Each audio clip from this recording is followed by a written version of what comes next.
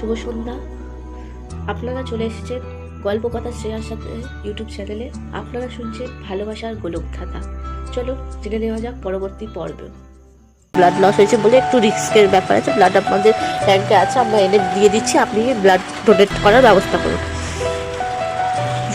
রুদ্র বলে হ্যাঁ হ্যাঁ হ্যাঁ হ্যাঁ হ্যাঁ আমি দেবো, আমি দেবো। নার্স অপারেশন থিয়েটার থেকে বেরিয়েছে দেখে আবির এবং পায়েলের খবর নেওয়ার জন্য রিয়া সেখানে নার্সের কাছে যায় এবং আবির রুদ্রকে শান্ত করার চেষ্টা করে এবং এবং রিয়া জিজ্ঞেস করে, ম্যাম পায়েল কেমন হচ্ছে?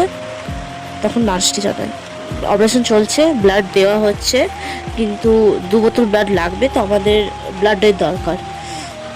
তখন রিয়া জিজ্ঞেস করে, ব্লাড কি ম্যাচ করে দিতে হবে নাকি যে কোনো ব্লাড দিলেই হবে? এবার নার্সটি বলে, হ্যাঁ ব্লাড ম্যাচ করে দিলে তো খুবই ভালো, কিন্তু যদি ম্যাচ না হয় তাহলে যে কোনো 2 বোতল আপনি জোগাড় করে দেন। মিনিমাম 1 বোতল যদি ম্যাচ করে দেন খুব ভালো হয়, কারণ আমাদের ব্লাড স্টকের ব্যাপার থাকে তো। তখন রিয়া বলে, হ্যাঁ হ্যাঁ ম্যাম ঠিক আছে, থ্যাংক ইউ, ধন্যবাদ। আর আরেকটা কথা, সুস্থ হয়ে যাবে তো পায়েল? রিয়াকে তখন নার্সটি জানায়, হ্যাঁ কোনো ব্যাপার নেই, অপারেশন চলছে, সুস্থ হয়ে যাবে, কিন্তু আপনারা তাড়াতাড়ি ব্লাডের ব্যবস্থা করুন। আর আমি বেশিক্ষণ এখানে থাকতে পারবো না, আমাকে ভিতরে যেতে হবে, তো আপনারা ব্লাডের ব্যবস্থা করুন। ব্লাড ব্যাঙ্কে আমাদের এখান থেকে ব্লাডের ব্যবস্থা করে দিয়ে দিচ্ছি আমরা, কিন্তু আমাদের দিতে হবে ব্লাড। তখন রিয়া বলে, হ্যাঁ হ্যাঁ ঠিক আছে, থ্যাংক ইউ। এমন সময় রুদ্র বলে ওঠে, আমি দেবো, আমি ব্লাড দেবো, আমি দেবো আমি।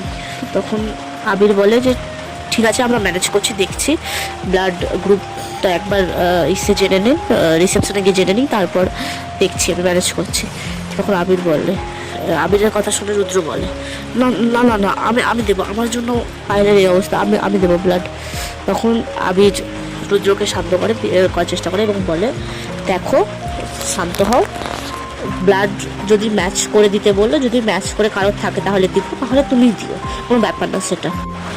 ইতিমধ্যেই পায়েলের এইভাবে আহত হওয়ার বিষয়টা পায়েলের বাড়ির লোক এবং রিয়ার বাড়ির লোক সবাই জানতে পেরে গেছে এবং সবাই আসার কথা জানিয়েছে, আবির জানিয়েছে তাদের বাড়িতে। তারপরে কিছুক্ষণ পর ডক্টর জানিয়েছে যে পেশেন্ট আউট অফ ডেঞ্জার আছে, পেশেন্টের ব্লাড লেগেছিল, ব্লাড দেওয়া হয়েছে, পেশেন্ট এখন ডেঞ্জারের বাইরে আছে, কিন্তু বেশি ট্রমাটাইজ করা যাবে না পেশেন্টকে বেশি কথা বলানো যাবে না।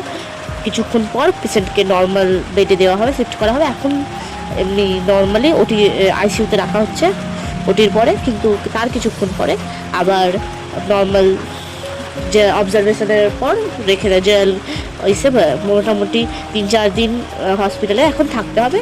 তারপরে না হয় ডাক্তার অবজার্ভ করার পর জানাবে যে তার আউট অফ জেন্ডার হয়ে যাওয়ার পরেও যেহেতু দেখতে হয়, তো তারপরে জানাবে যে পেশেন্ট ছুটি পাবে কি পাবে না।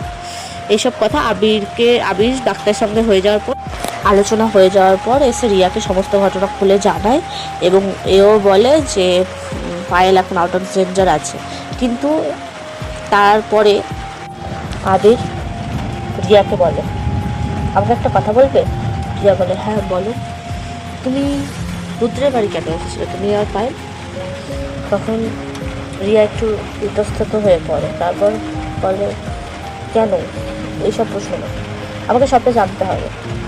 আবির বলে, রিয়া একটু আবিরের রাগান্বিত চোখ দেখে একটু ভীত হয়, তারপর বলে, হ্যাঁ অ্যাকচুয়ালি কিছু জানার জন্য গিয়েছিলাম।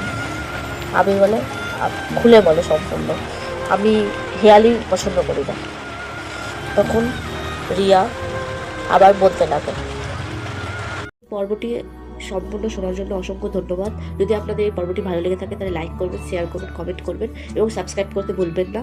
আর এর পরবর্তী পর্ব চলে আসবে এই চ্যানেলে, তার জন্য অপেক্ষা করুন। শুভরাত্রি।